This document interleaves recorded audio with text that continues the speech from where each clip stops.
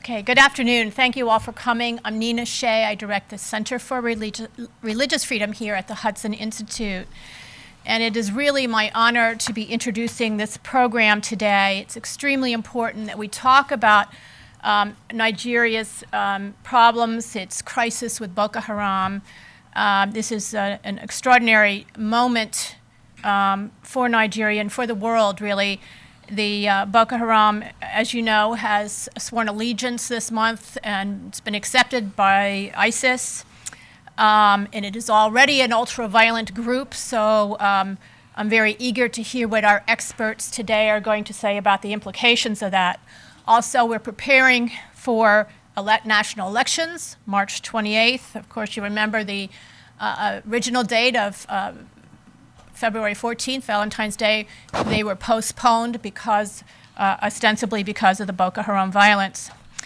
So we're going to be hearing today from two very extraordinary people.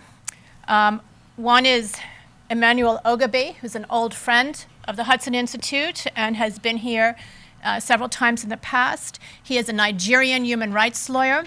And just this year so far, he has been to Nigeria 3 times, looking at monitoring, documenting, interviewing people about Boko Haram and its human rights violations and religious persecution. Also with him today is Bukky Shonibare, this is her first time at the Hudson Institute, and she is one of the leading members of the Bring Back Our Girls campaign, relevant to the abduction of the 276 schoolgirls in Chibok while they were taking their exams in Nigeria last April. So we're almost coming up to the first-year anniversary of that atrocity. Bukky has just come to us from the United Nations, where she was in New York, where she was addressing the impact of the insurgency on women's rights in Nigeria. And she has been in country in Nigeria where she lives, interviewing IDPs there, victims of Boko Haram's sweep through areas that burn and destroy villages. We also have with us today 4 special guests, and they are, I'm very, very honored to be hosting them. They are girls who have escaped. They were the Chibok schoolgirls who escaped in the first 2 days after Boko Haram abducted the 276 girls. They are here as silent witnesses to the fact that their sisters remain missing. And they will be introducing them later in the program. So without further ado, please join me in welcoming Bukky Shonibare, who will be our first speaker.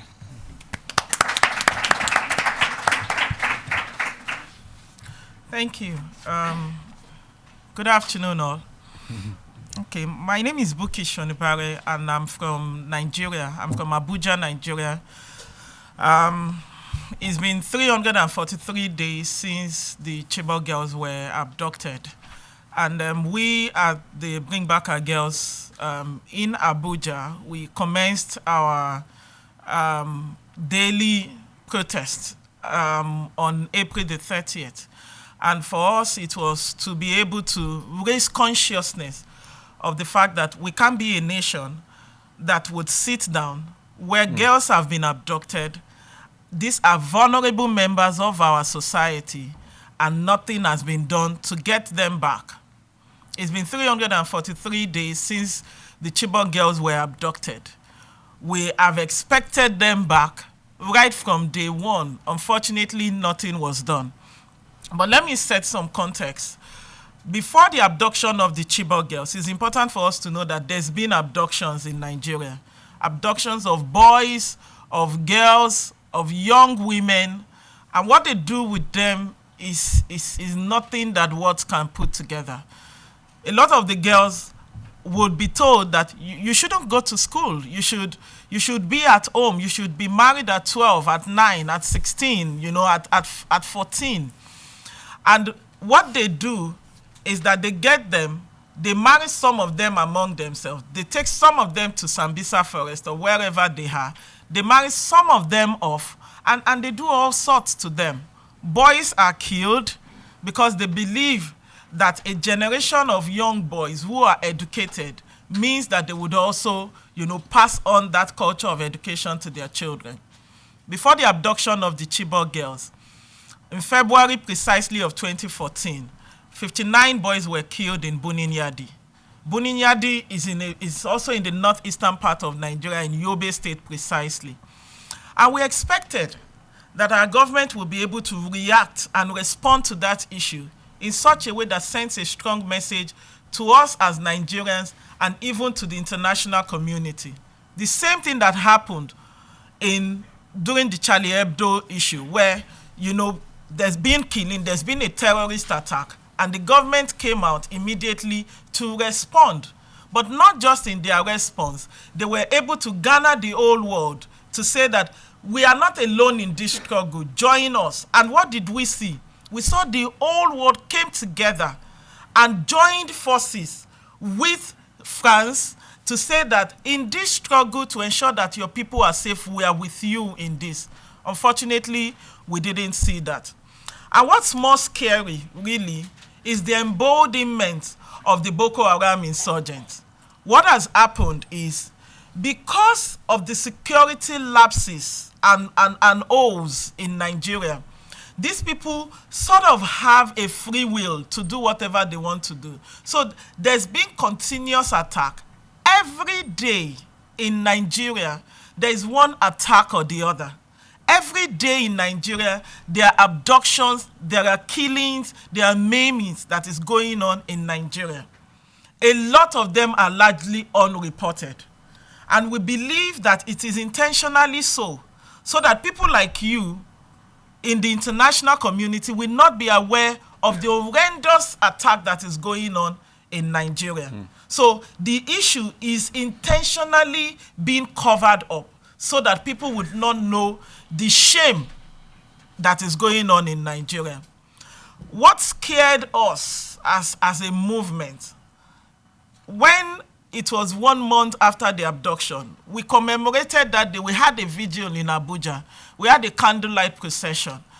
And on that day, none of us thought that we would have to commemorate 1 month since abduction of 200 and something girls. It beats our imagination that young girls would, in some countries, a child will be abducted or taken, and the country will literally shut down.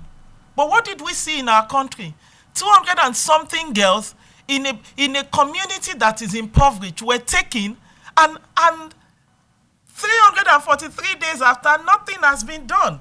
It sends a strong message to us as a people, as Nigerians, and even to the international community, that we have a big security challenge in Nigeria. And you and I know that it is the primary responsibility of any government to ensure the security and safety of lives and properties. That is enshrined in our constitution, in Nigeria as well. So you would expect that the government would use the situation of the abducted Chibok girls to pass a message that we are not only capable to protect lives and properties, but we care enough about our people to do something when issues like this happen. But because of the way we responded to it, even right from the beginning, there was denial that there was abduction of girls. The denial alone, and experts say, you know, that the first 24 hours is really critical to the eventual outcome of that process of rescuing. But what did we do within 24 hours? We were passing blames. Our government believed that is a stunt from the opposition party. The opposition party believes that the government has indeed done that so that close to the election, they will get these girls back and use it to score cheap political points. Unfortunately, these are lives, vulnerable people, innocent people who want just basic, they're not asking for too much. Why should a girl, a child, have to choose between education and staying alive. That is the situation in Nigeria. So an average northeastern girl is unable to go to school because going to school is synonymous to being abducted or to being killed. So you can imagine the generation of people that we are breeding in the northeastern part of Nigeria simply because they don't have access to education. These people would come back and hunt us back if nothing is systematically done to curb this particular challenge. Looking at the correlation between Boko Haram and ISIS sent a huge shock to us as a people. In their modus operandi, in the way they do things, both have declared caliphate. And you can imagine what is now happening, knowing that Boko Haram has declared allegiance to ISIS. It means more funding for them. It means more embodiment. It means more attention on them. And that alone fuels their vision. And you can imagine what would happen to that country. This is not a northeastern problem. This is a Nigeria problem. And until we'll deal with it, then we are setting ourselves up for a bigger problem. I run a project in the northeastern part of Nigeria that assists internally displaced persons. So I've had to go into the northeast and I've had to interact with some of these people. Interacting with them reveals something, that if the government of Nigeria and the international community and the whole world does not respond to this issue of victims of insurgency, especially internally displaced persons and refugees, then there is a ticking time bomb. What that means is, I met young men, able-bodied young men who had vision before insurgents came and displaced them. So they have to now live in a community where they have to struggle to get food, where they no longer live in places they used to know as home. Imagine what we are setting them up for. You all know, like we say, that the idle mind is the devil's workshop, right? So you can imagine what would happen to these people. So I asked them, would you want to go back to school? They say yes, they want to go to school. A lot of them say no, they don't want to go to school. If going to school is synonymous to being abducted or being killed, that is what we are going through in Nigeria. So for us as a people, we believe that something has to be urgently done. And in 22 days' time, it will be 1 year since the abduction. That sends a strong message to us. Not just to Nigerians, but to the human race. That 200 and something girls could be abducted somewhere, and 343 days after they are not yet back, then there is a big problem that we have to look into. There's something that has to form a conversation where we sit down, put it on the table and dissect what went wrong. Because it could look far from us, but within a matter of time, God forbid, it could come close. What were the challenges? What didn't we do well? How did we respond to this? If it took 66 days for the Presidential Fact-Finding Committee to come out with a report to say, yes, indeed, we acknowledge officially that there was an abduction, then you can imagine the response that happened before then. The parents of the Chibok girls, that is one part that I'm unable to deal with. These are people who have not only lost their daughters, but they have to struggle for survival. A lot of them have been displaced. A lot of them no longer live in Chibok. 17 of those parents have died since the abduction of their girls. So it means even if we get those girls back, some girls would return and they would not meet their parents. So 17 of those parents have died, and you wonder that what would happen to the remaining 2 of those parents are currently critically ill with preventable diseases, high blood pressure, depression, stress, stroke, and you would imagine what is happening. So for me, I believe that it is important that on the occasion of 1 year, we need to revive this conversation and put it back on the front burner and say to ourselves that we want something to be done. The same passion, the same vigor, the same energy with which we came out when those girls were abducted, we need to bring it back so that we communicate to ourselves, to our consciences, to the humanity in us, that until these girls return back, then something is not right with us as a people. This is not a Nigerian problem. This is our problem. This is a problem that borders on our shared humanity. And until something is done, then there is a problem that needs to be tackled. So again, in closing, is to say that we hope that people like you will rise up and put your government to action and make them accountable that yes, it is happening in West Africa, in Nigeria, but it is our problem. What has happened? What's the challenge? Can we know why you are unable to assist and support? We have had to converse with some of these critical stakeholders, including the American government. And in conversing with them, they explain some limitations, some regulations that they have to go through. But are we doing this at the expense of innocent lives who are still there in abduction? Girls are now being used as suicide bombers in Nigeria. In fact, that is even on the increase right now. So you can imagine an average Chibok parent, every time there is a bomb attack that is perpetrated by a girl, they have to ask us, can we see the head of that child so that we know if it is our daughter? Imagine a mother having to go through that, or a father having to go through that. So again, it's to say that something has to be done, and we are hoping that we will come back and join forces the way we did. This is not about carrying placards. This is about ensuring that something is indeed done for these girls to be brought back and for the issue of Boko Haram to be ended in Nigeria. Thank you.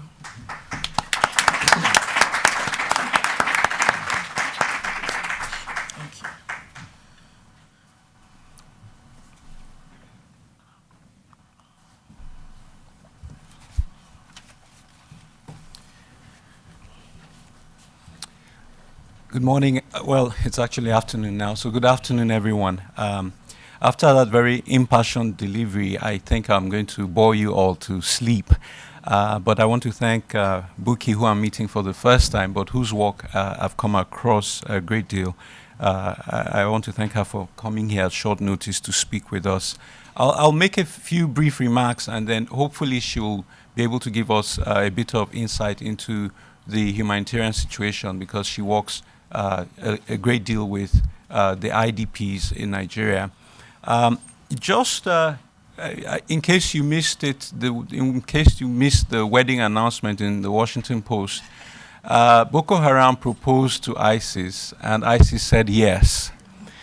And now we have conceivably one of the worst marriages of terrorism that we face in contemporary world history.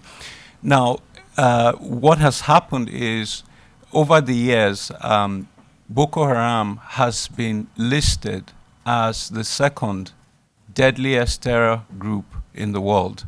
It fell to number 3, and the first and second were the Taliban in Afghanistan and the Taliban in Pakistan. So if you consider them, to be the same entity, Boko Haram was technically second to Taliban, and the ISIS was fourth. So a merger of Boko Haram and ISIS is equivalent to the merger of, was it Delta and Northwest, creating, the super airline. And this doesn't just mean high ticket prices, it just means a higher body count. But let me probably provide a bit of perspective by numbers here. Last year, ISIS was reported to have killed, by last year they were reported to have killed about 6,000 people. The Council on Foreign Relations now estimates that Boko Haram last year resulted in deaths of close to 10,000 people or thereabouts. So even from sheer lethality, Boko Haram is way bloodier than ISIS is. But you can't get that from, watching the news and the press. To give you a practical illustration, I think the largest mass murder of ISIS that we saw, the largest beheadings was the 21 Egyptian Coptic Christians. Boko Haram's largest known mass beheadings was in September 2013. I was in Nigeria at the time, and on that day, they beheaded over 150 Christians. And what they did was they mounted roadblocks and dressed as the military, and as you came and you showed your ID and they identified your name as Christian, they beheaded you with a chainsaw. And they used chainsaws because they wanted to, quickly go through the traffic. And so you had cars lined up for about 10 kilometers, patiently waiting for their deaths, not knowing that this was a rogue roadblock set up by Boko Haram. In that attack, about 20 Muslims were killed because they had government-issued ID that showed that they worked for the state. So a total of close to 170 people were beheaded that day in Bini Sheikh. Now, the reason why Boko Haram's atrocities, though way more egregious than ISIS, have not garnered as much attention is partly because ISIS is more tech-savvy than Boko Haram. And so with this commingling of efficiencies, we expect to see, and I already begin to see signs of Boko Haram's videos becoming slightly more advanced. Now, one of the few areas where ISIS has way more sophistication or prowess than Boko Haram is with the foreign fighters. Now, Boko Haram has nowhere near that number of foreign fighters, but they do have foreign fighters. Boko Haram has foreign fighters from Chad, Niger, northern Mali, and it's documented that they've had, trainers and equipment technicians from Egypt and Pakistan. So they already have an international operation going. They've had training in northern Mali. They've had training in Somalia with Al-Shabaab. So it's kind of been regional. But I think the breaking news for us is that recently Cameroonian authorities arrested 7 French men fighting alongside Boko Haram. Now, this is a whole new level of foreign fighter participation, because when you begin to have Westerners from Europe participating alongside Boko Haram, I think it's a whole new frontier of terror. Now, maybe I should add at this point that when Boko Haram did the mind-numbing abductions of the Chibok schoolgirls, what was Al-Qaeda's response? Al-Qaeda's response was to condemn Boko Haram.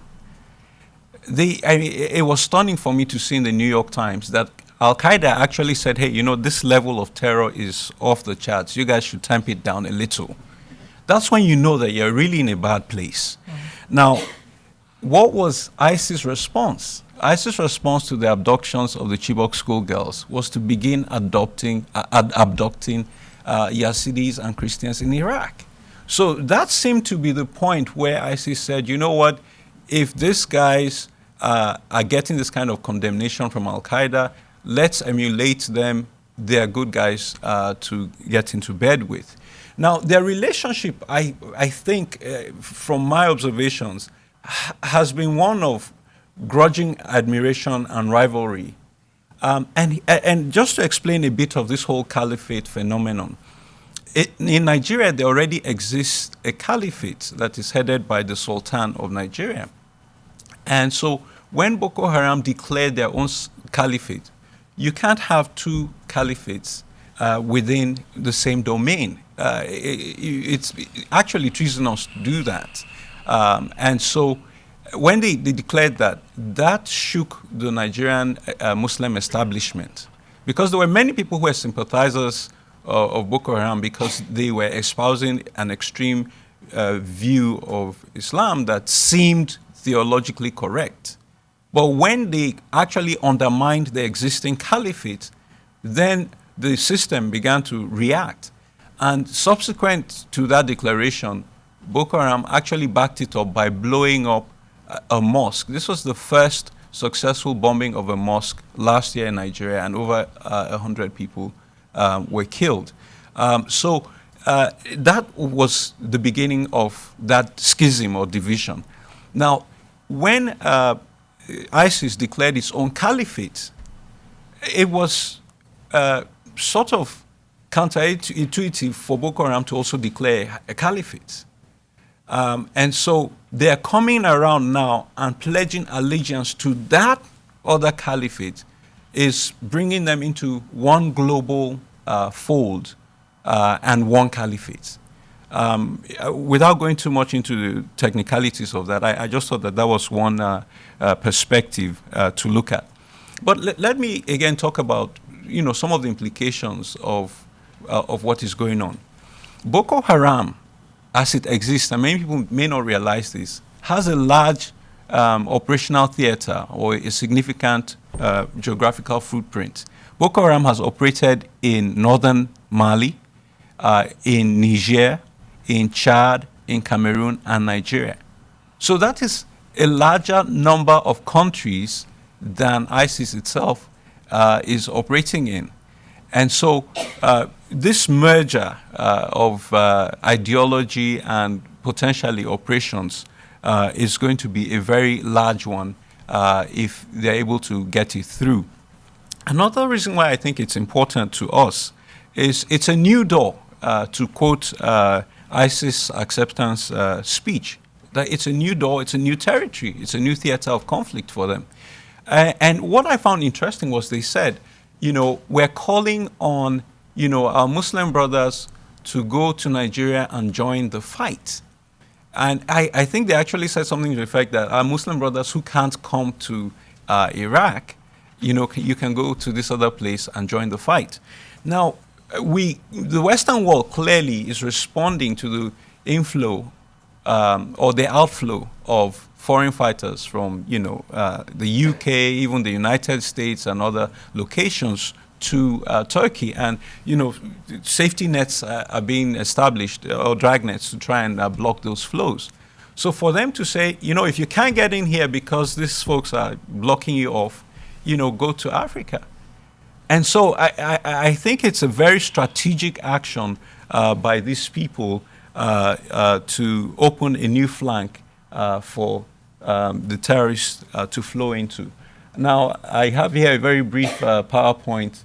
I've addressed most of these issues already, but I thought that it was important for us to realize that Boko Haram killed in the first week of January the same number of people that it took ISIS 6 months to kill last year. So if they begin to share weapons and tactics, we're looking at a very significant uptick in the blood flows. One point I wanted to make is this.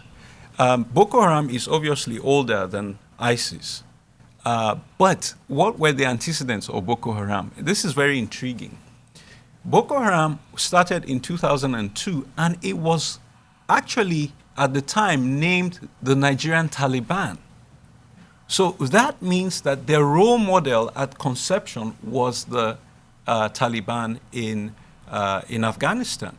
Now, let me point out that when the U.S. invaded Afghanistan to overthrow the Taliban, they found amongst the foreign fighters fighting along with Al-Qaeda in Afghanistan, they found Nigerian Muslims.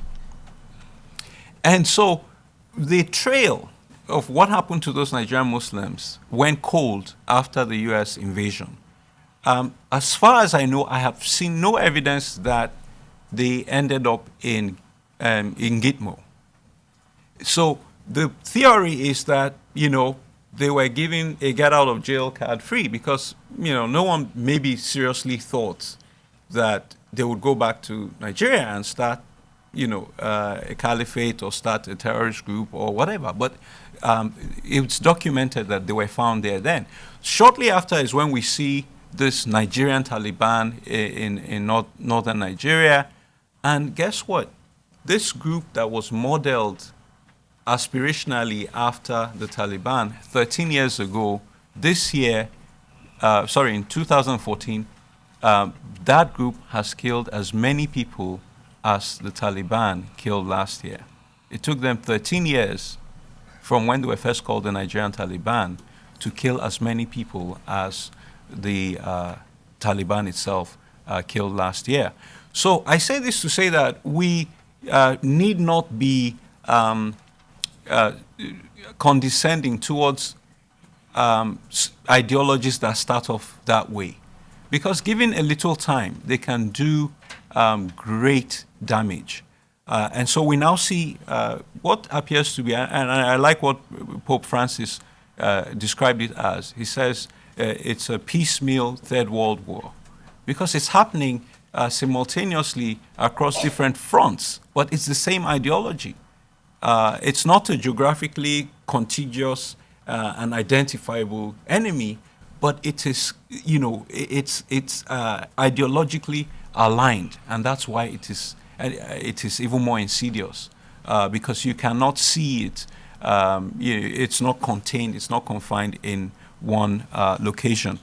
I think I would like to wrap up my remarks here before we maybe hear more from Bukky about IDPs, or we go to questions and answers. I don't know how Nina will go, but I want to talk about the threshold for horror that Boko Haram has been able to do. I mean, every year they do something, and I think they can't do anything worse.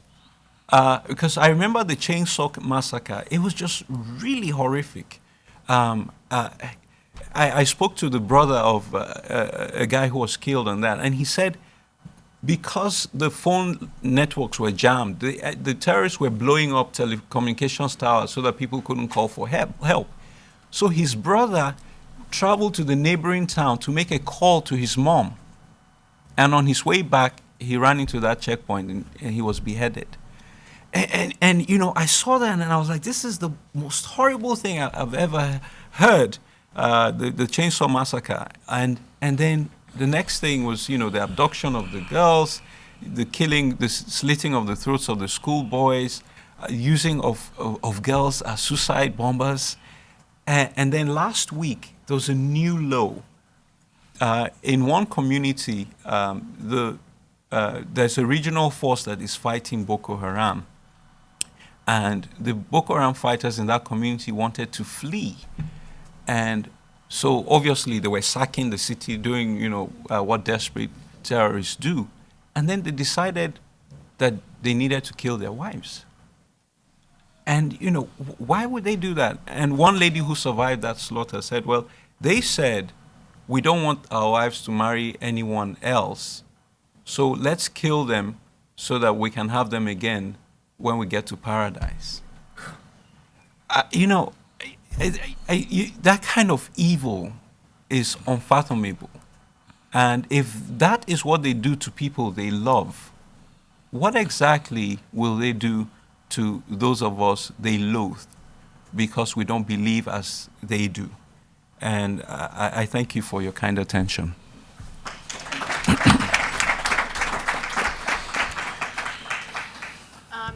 Just listening to both of you reminds me that our policymakers indeed have not paid attention to this phenomenon, this monstrosity. They have not paid attention to either the ideological elements that link them, and could not anticipate the marriage, as you call it. And some are even dismissing the importance of this merger now between the two big terror groups. It took our government, the United States, several years. It was only until a little over a year ago to acknowledge that it was in fact a terrorist group, and that was largely because of lobbying of Emmanuel and others. I'll never forget, and I'll never stop citing the example of our Assistant Secretary of State, who the day after the Easter bombing of a church full of worshipers went to a think tank in town and announced, our Assistant Secretary, that this is this is a good governance issue. The Boko Haram is reacting to a bad government, to the poor delivery of government services. No no recognition that there was an ideology and there was an ideological goal. And maybe this merger will now get their attention. Bukky, did you want to respond, before we go to Q&A, did you want to respond to anything Emmanuel raised? Or?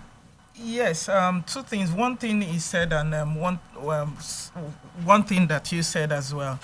Beyond the fact that the killing of their wives, which is faulty, it's looking at the marriage, the context of marriage is we shouldn't call them their wives, because there is no how you would say that you married these people and they can legitimately be called your wife. But unfortunately, that is the situation. Beyond the fact that they didn't want somebody else to marry their wives, they are concerned that with recent actions that are now being taken, which is also questionable, that some of their wives could also be taken. And when they are gotten, there's possibility that they would reveal, sensitive information about them. So it's one of the reasons why they believe that it's important for them to start killing their wives. Now, who are their wives? Their wives are young girls and young women who have been taken and abducted. And we fear also for that, simply because these are young people, which is why I also fault when we say that there are female suicide bombers. These are innocent, naive girls who don't even understand anything. So you get them, you sell some ideologies to them, you tell them to go and buy some things and then hold it to their chest, you strike a bomb around them, and then ask them to go and bomb themselves with the belief that when they get to heaven, those things that they bought and held on to before they died is what they would use to start life. For an average child, who these girls are, such things could actually sell. And so when one of the girls turned herself in some last month and said that, I have bomb around me, they asked her, so why are you coming out to reveal yourself and what you can? And she said because her friends that had died before then were blown off, including what they held on to. And that means that whatever is the ideology that they have sold to us is wrong. And that made her not to go ahead with that operation. So beyond the fact that these people are actually angry with a system that has failed them, there is also the ideological part, which is strong. And they are intentionally targeting vulnerable young people who are still in their formative years, to perpetrate their evil. The second thing that I also wanted to point out is the aspect of the lack of education right now in the northeastern part of Nigeria. Schools have been shut down for close to more than 2 years right now. Now, I mean public government schools that can be afforded by the average parent in the northeastern part of Nigeria, because these people are mainly impoverished. They are within the lower belt of income generation. So what happens to them is they are unable to go to school because schools have been shut down. So you can imagine the kind of future that we are creating for these people when something as critical as education is taken away from them. Now, so these people are not only victims of insurgents, they are also victims of an embarrassing failed system in Nigeria. Thank you. I'd like to go to questions now. Yes, ma'am. Wait for the microphone and please identify yourself. Susan Yoshihara from the Center for Family and Human Rights, and thank you for your impassioned plea for these girls. I wanted to ask, I was also in New York last week at the Commission of Status of Women on a panel discussing children born of war. In particular, a woman in northern Uganda working with to try to get the girls back. And when they came back, many of them were mothers. They brought back children. And the communities were unprepared. They weren't really brought into the DDR process, the reintegration process. And also finding that the children who were born in captivity, the older ones now are sub-commanders to their LRA fathers, and sadly the girls are sort of, for better lack of a better word, second-generation sex slaves. I'm wondering now, it's been a year, if we've heard if any of the girls have become mothers, and if their parents are aware, and what is being done to welcome all of them back, which, please God, will be soon. None of the Chibok girls have been brought back. The 57 that are back escaped on their own. However, beyond the Chibok girls, like I said earlier, there's been abductions before them. So there have been girls who have been abducted and who came back pregnant, you know. Unfortunately, you need to understand the system in Nigeria. These places and these people are heavily guarded, such that we don't even have access to them to be able to get relevant information that would, you know, help in providing a coherent answer to the question that you have asked. However, one of the things that we have requested for is an holistic response to this issue. Response in the sense that, one, some of them come back pregnant, some of them come back with HIV/AIDS. At least we have one of the girls who was brought back, well, not just one, some of them who were brought back and they have HIV/AIDS. Some of them have also spent so long in that camp that they have a sense of allegiance to a group that, you know, Stockholm syndrome. And that in itself is fearful for us, because these people have the high tendency to perpetrate the same evil that their abductors perpetrate. So we had one of the girls who was brought back, but we didn't know that that girl was brought back to be able to perform an operation. So she came back, she killed her mother, she killed her younger one, and sat in the pool of blood. Having done that, so you can imagine the kind of people that these people are raising. So again, is to say that a lot civil society groups are trying to respond, but there's only limit to what they can do. It's only a drop in the ocean. The government still has a responsibility to play in ensuring an holistic response to this issue, so that the ones that come back pregnant, there should be a system that deals with them, so that these same people don't come back to haunt us as a nation. Yeah, if I may quickly just throw in 2 cents here. Just working with some of the girls who escaped has been a rude awakening for me as to the inaction, you know, after all the hashtags. I've brought 10 of them to school in the States, 4 of whom are seated right here. And we've not gotten institutional funding from any major donors. It's all been a completely grassroots affair. But let me mention something intriguing.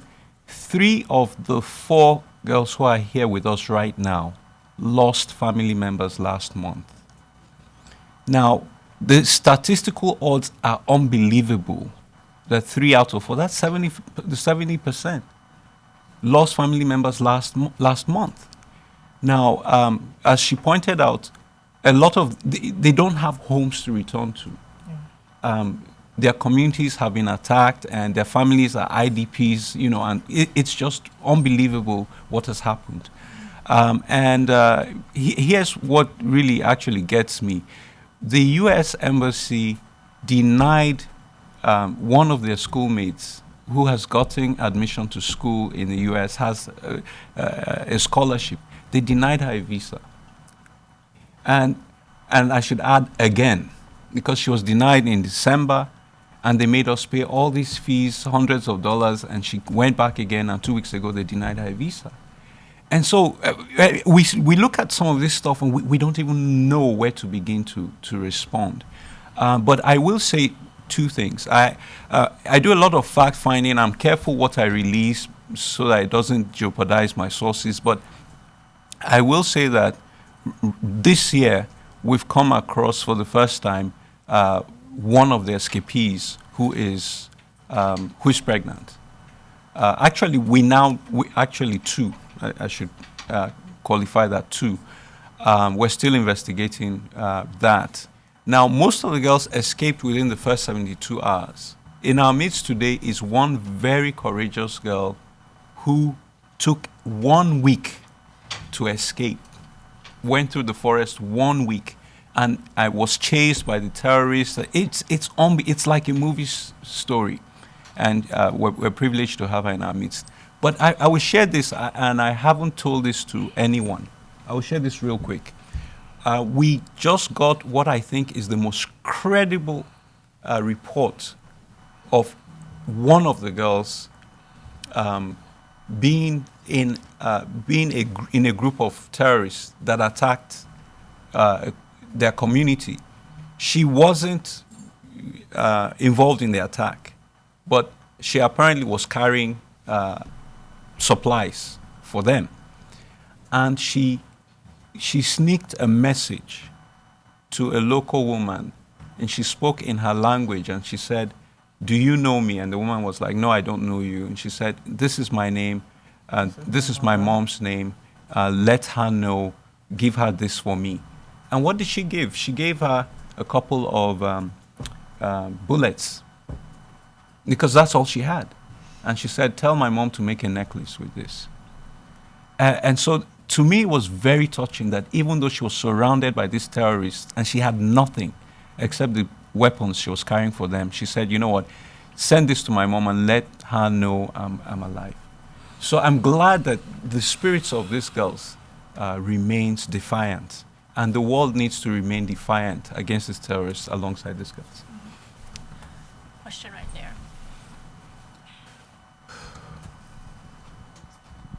Hi, Josh Forget. I'm a master's candidate in the Security Studies program at Georgetown.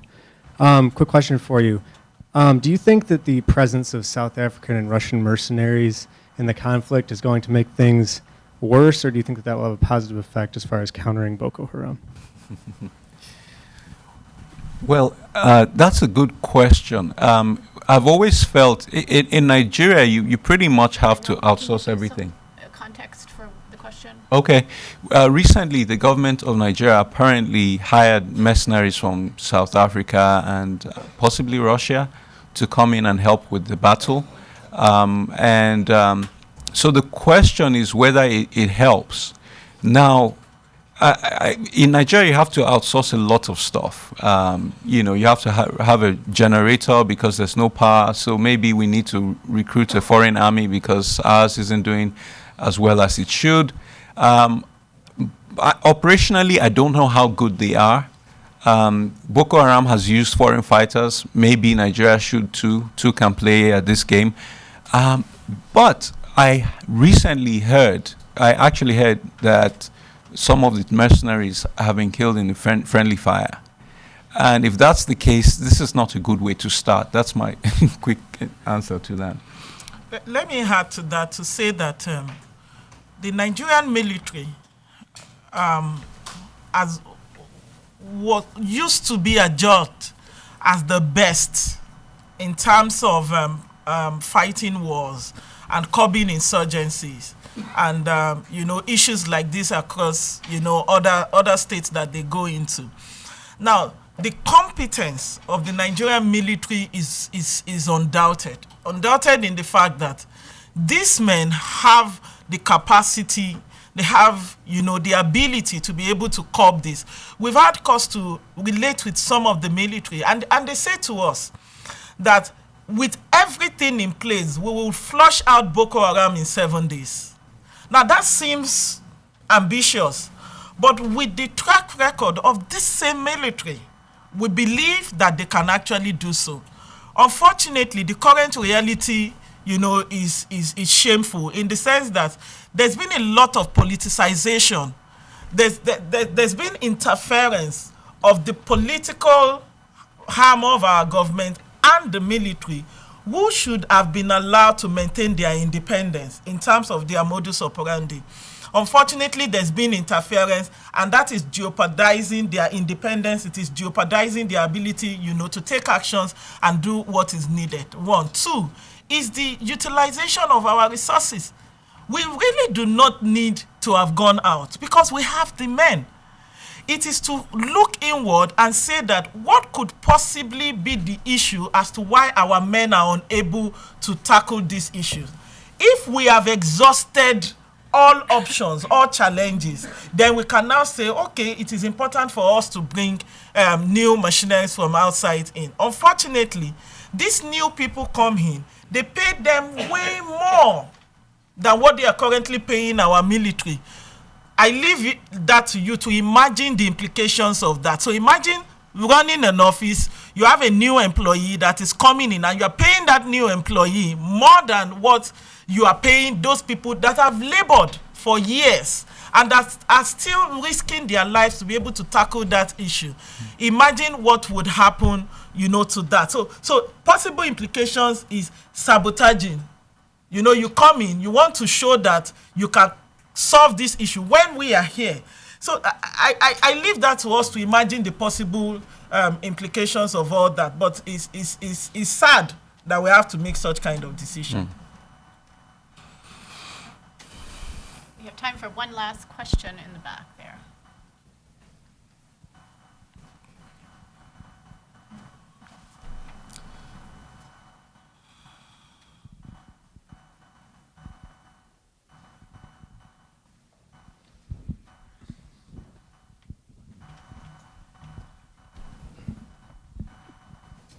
Hi, thank you. My name is Faji Kumaple. I'm with the U.S. military from the Pentagon. And thank you for your brief. And I know you mentioned the need for the international community and the U.S. government and to do more to address the issue. And in light of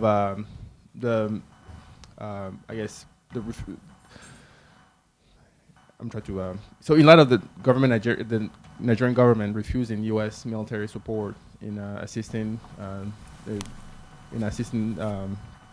the military in the fight against Boko Haram, and also due to sovereignty issues with the government of Nigeria, how can you be more specific as far as steps that needs to be taken by not just the Department of Defense, but the Department of State and other U.S. government agencies in assisting the Nigerian government tackle the issue?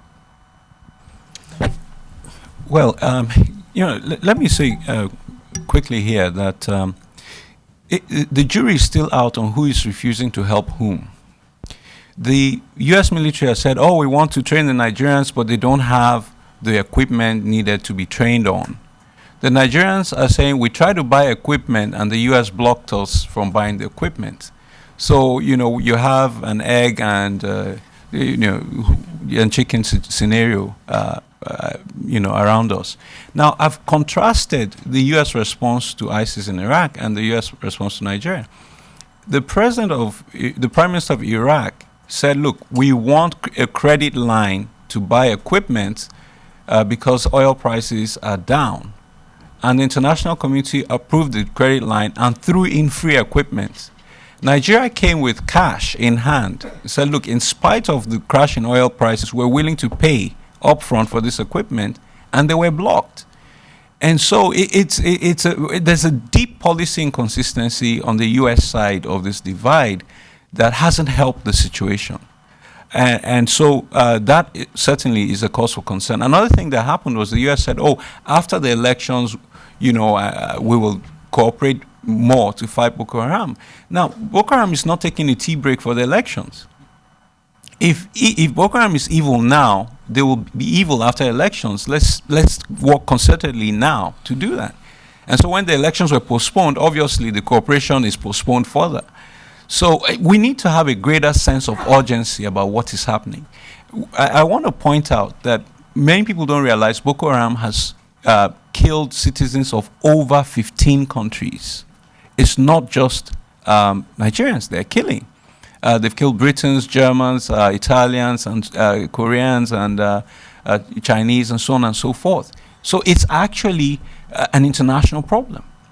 So that's my take on that. Yeah, we're just about out of time. I would say, though, that you know, the United States has pointed to human rights, the poor human rights record of the Nigerian military, and that is a legitimate concern. But we have to find, I believe we have to find a way around this, whether it's by working with an elite group or forming our own group or getting the neighbors involved to press Nigeria, because there is urgency. These are human rights suffering here in northern Nigeria of epic proportions. 10,000 killed last year, million or more in IDP situations. And it's going to destabilize the region and ultimately be a national security issue. It's not going to burn out. We've seen this scenario before in Syria and Libya and now Nigeria. So we have to find a solution for this. Many of these governments that are dealing with this problem have human rights problems. We're going to have to somehow come up with a solution for that. Before we close, we're out of time. I'd like to invite our honored guests, the schoolgirls from Chibok, to stand up as silent witnesses to the missing students from their classes.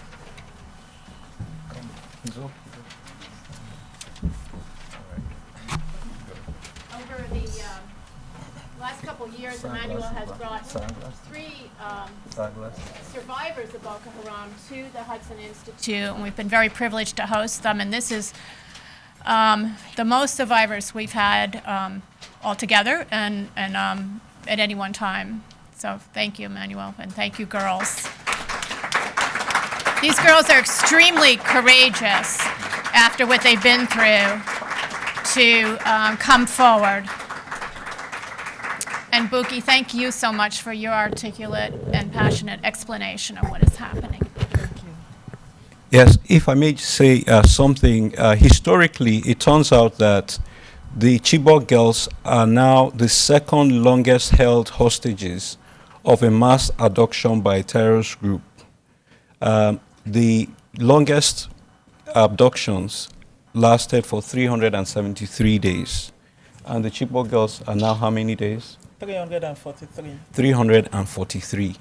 And so they're the second longest held hostages of a mass abduction by a terrorist group in contemporary world history. So it's important that we put up the pressure for the release and safe return of these girls.